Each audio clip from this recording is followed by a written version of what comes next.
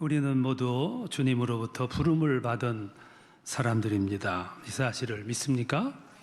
우리 모두 주님으로부터 부름받고 또 구속을 받고 주의 자녀들이 됐습니다. 이것이 오늘 우리들의 값입니다. 그래서 우리를 존귀한 자라고 불렀고 또 찬송에서는 천사도 흠모할 만한 그런 존재라 그렇게 말씀을 했습니다. 그럼 이렇게 우리를 부르시고 인도하신 이유가 있겠죠. 그 이유가 뭐냐면은 이 세상에서 역할을 하라, 이제 그런 뜻입니다. 무슨 역할이냐면은 섬기는 일입니다. 이 섬기는 삶은 성경에서 줄곧 우리에게 강조하고 있는 부분이기도 해요. 그럼 어떻게 섬길 거냐 하면은 그 방법이 있습니다. 그 방법이 역설적인 방법입니다. 성경에서 이 부분을 오늘 말씀을 하고 있습니다. 사람들은 세상에서 다 성공하고 싶어 합니다. 승리하고 싶어 해요. 이건 모든 사람들의 욕망입니다. 그래서 사람들은 안간 힘을 다 쓰면서 성공하려고 애를 쓰고 있습니다. 그런데 성공하는 방법을 사람들은 많이 얘기를 해요.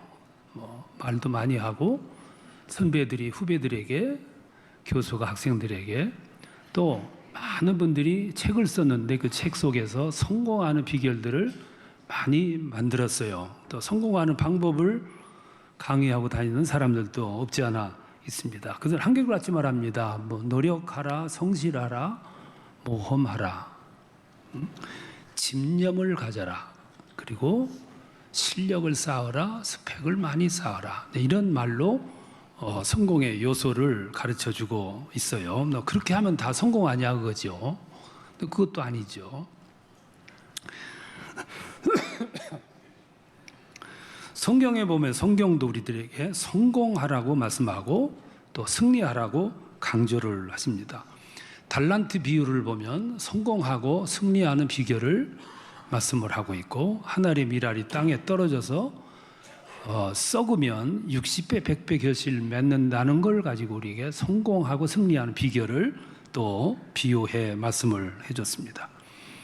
하나님은 하나님의 백성들이 세상에 살면서 다 지치고 실패하고 탄식하고 눈물을 흘리고 하나님이 우리에게 그거를 원하시는 건 아닐 거예요.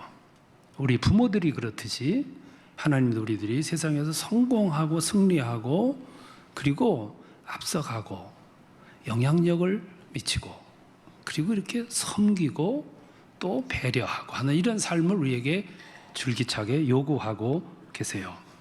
다만 그렇게 승리하고 성공하는 방법을 세상적인 방법과 다르게 또 다른 방법을 우리에게 제시해 주고 있다는 거죠. 그것이 오늘 성경에서 말씀한 역설적인 방법입니다. 앞으로 이 부분을 한 서너 주일 말씀드리려고 그래요. 이 세상에는 진리가 두 가지가 있습니다. 하나는 일반적인 진리가 있고 또 하나는 역설적인 진리가 있습니다. 이거는 성경 안에도 똑같이 나오는 내용이에요.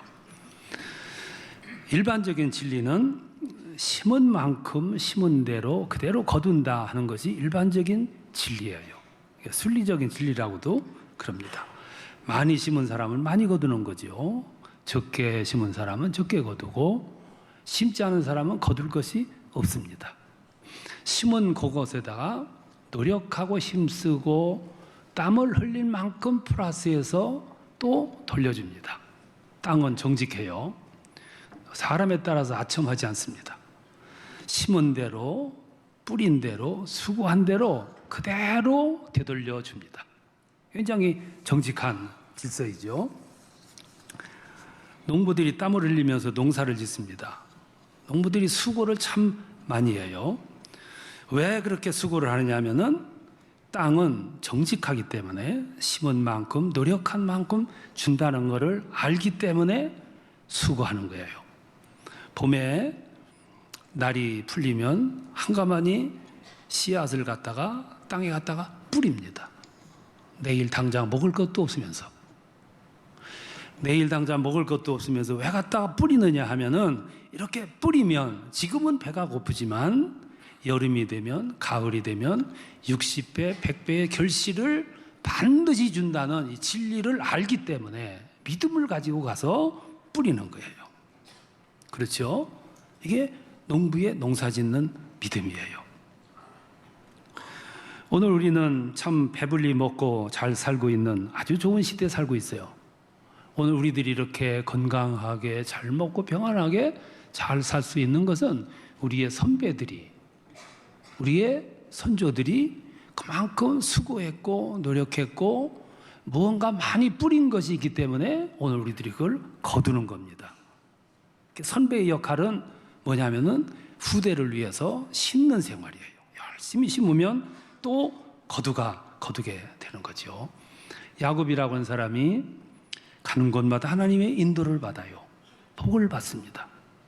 왜 그러냐면 그가 열심히 노력한 덕도 있지만 그러나 그의 부모들이, 그의 조상들이 열심히 심었기 때문에 야곱이 가는 곳마다, 그의 아들 요셉이 가는 곳마다 그의 12 아들이 그런 길을 걸어가요.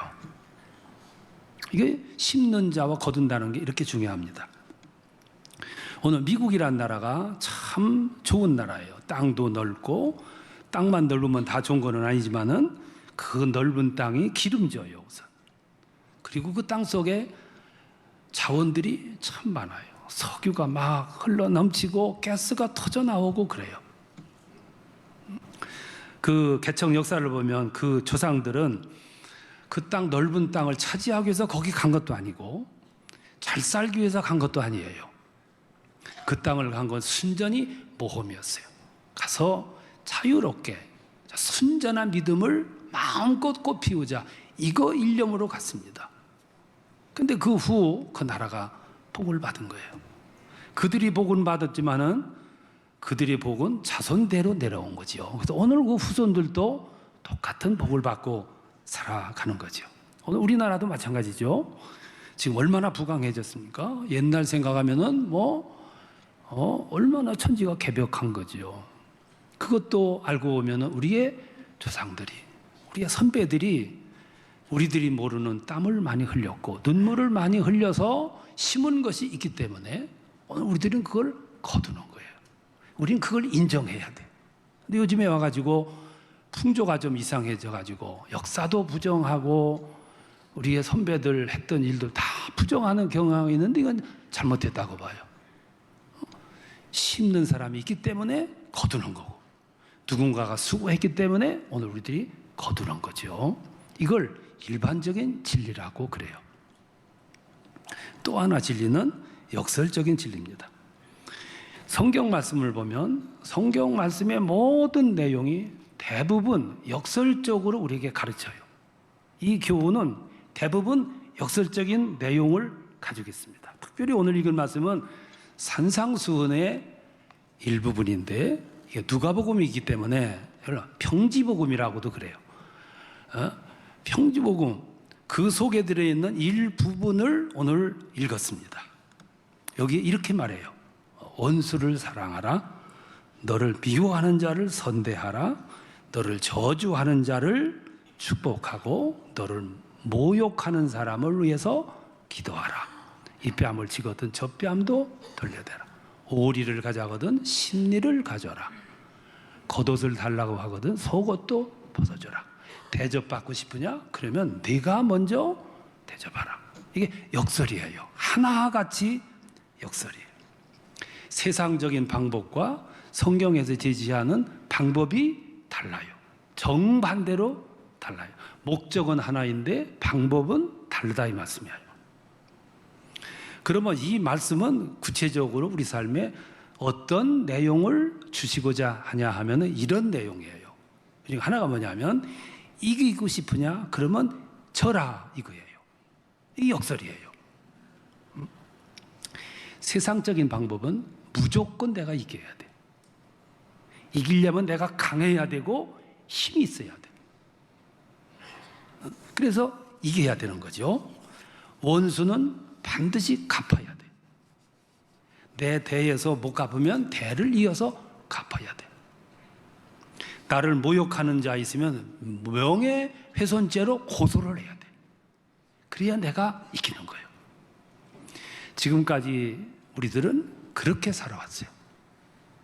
굉장히 세상이 시끄러운 거예요. 그런데 이 본문에서는 또 다른 방법을 제시를 하는데 그 방법이 역설적인 방법이라는 거죠. 원수를 사랑하라, 미워하는 사람을 선대해라. 너를 저주하는 자를 축복하고 모욕하는 자를 위해서 기도해 주라.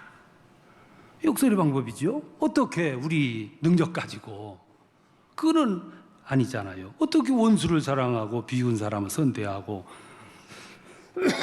나를 저주하는 사람을 축복하고 모욕하는 자를 위해서 기도해 줄 수 있느냐? 쫓아가서 고소해야지.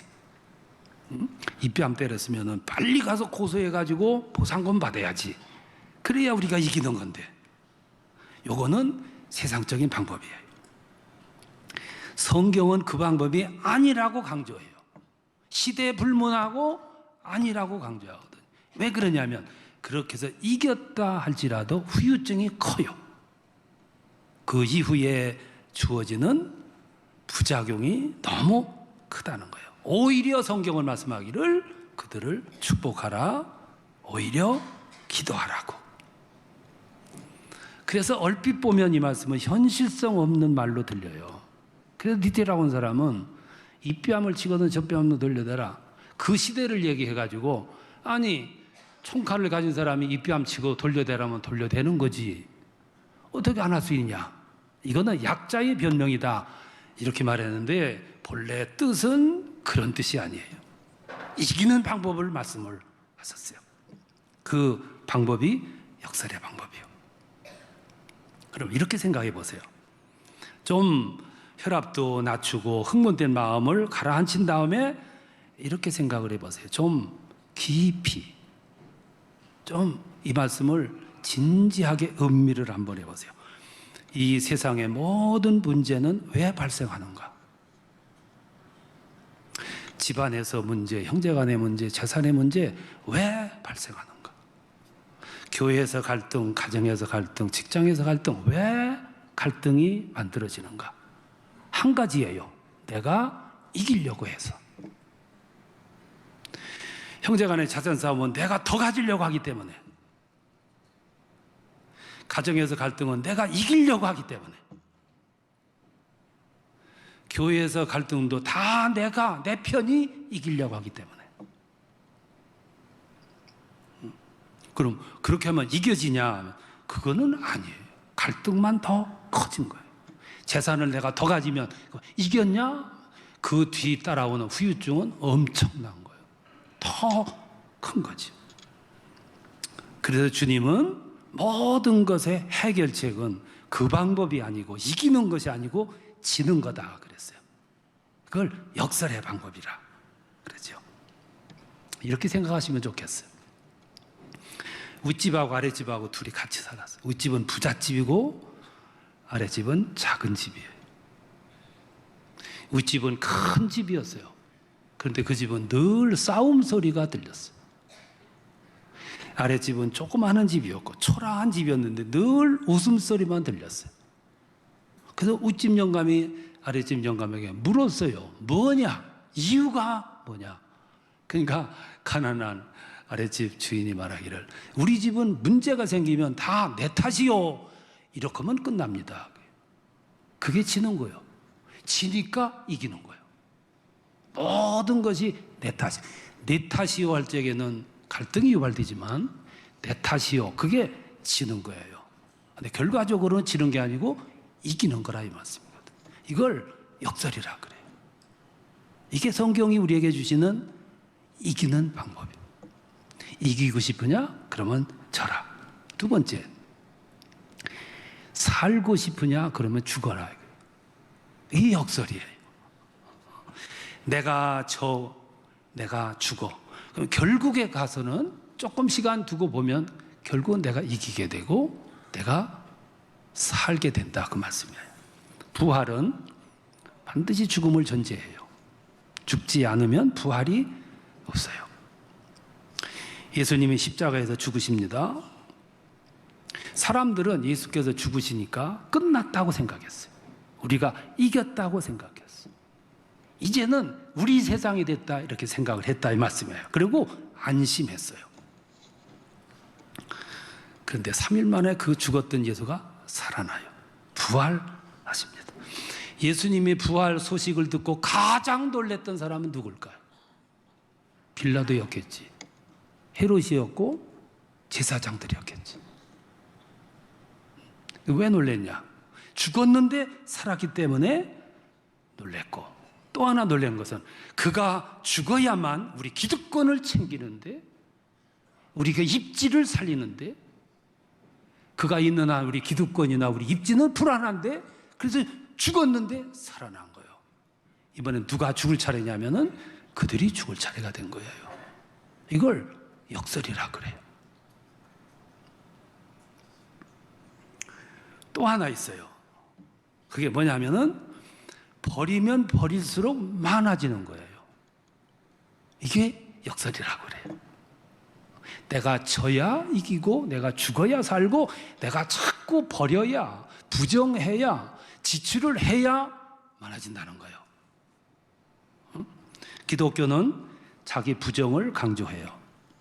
자기 비움을 강조합니다. 그래야 채워지고 그래야 많아지는 거예요. 한국의 기독교 역사가 130년이 됐습니다. 태국이라는 나라는 300년 가까이 됐습니다. 우리보다 역사가 배나 더 오래됐지만 두 나라의 기독교 발전을 비교를 해보면 비교가 안 돼요. 태국은 참 초라해요. 왜 초라하냐? 태국은 복음이 들어올 때 누구 하나 피 흘린 사람이 없어요. 희생한 사람이 없어요. 한 알의 밀알이 땅에 떨어져서 썩어서 죽어야 60배, 100배, 일당 100이 일어나는데 피 흘린 사람이 없어요. 희생한 사람이 없다 이 말씀이에요. 근데 한국은 130년밖에 안 되지만 복음이 땅에 들 때 얼마나 많은 사람들이 피를 흘렸습니까? 오늘 우리들이 신앙이 열렬해서 전도를 많이 해서 교회도 부흥하고 하지만 이 기틀을, 중심을, 기초를 누가 닦아놨냐면은 피 흘린 분들이 닦아놨다 이 말씀이에요. 우리는 그 위에 세워진 또 다른 집들이지요. 그건 무슨 얘기냐면은 비워야 채워진다는 얘기예요.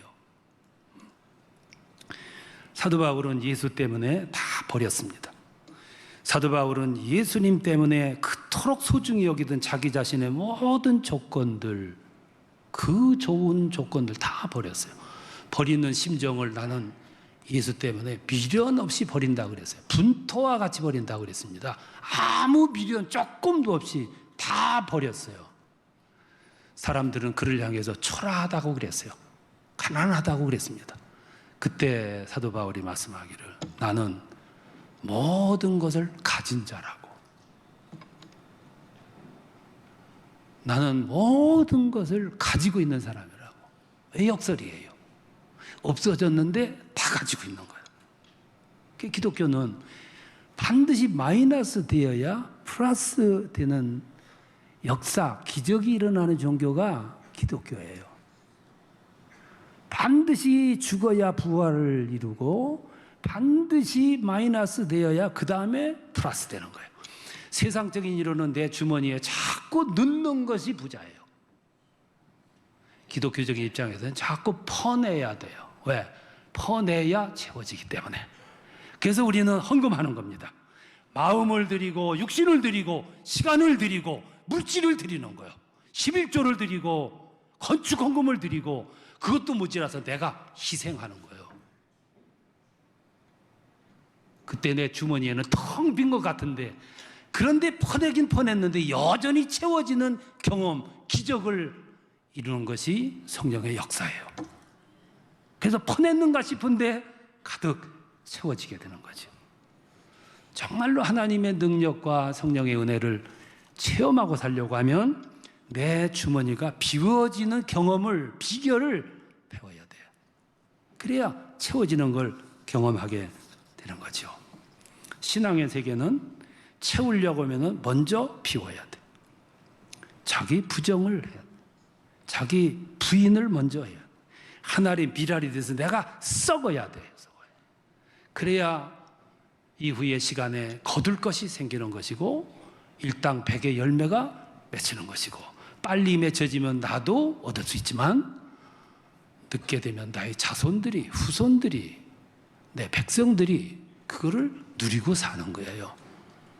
그래서 그리스도인들은 언제나 심는 생활, 그 심는 생활이 뭐냐면 섬기는 생활이에요. 예를 들면 이런 겁니다. 어느 음식점에서 음식을 하는데 너무 장사가 안 되는 거예요. 사람이 없어요.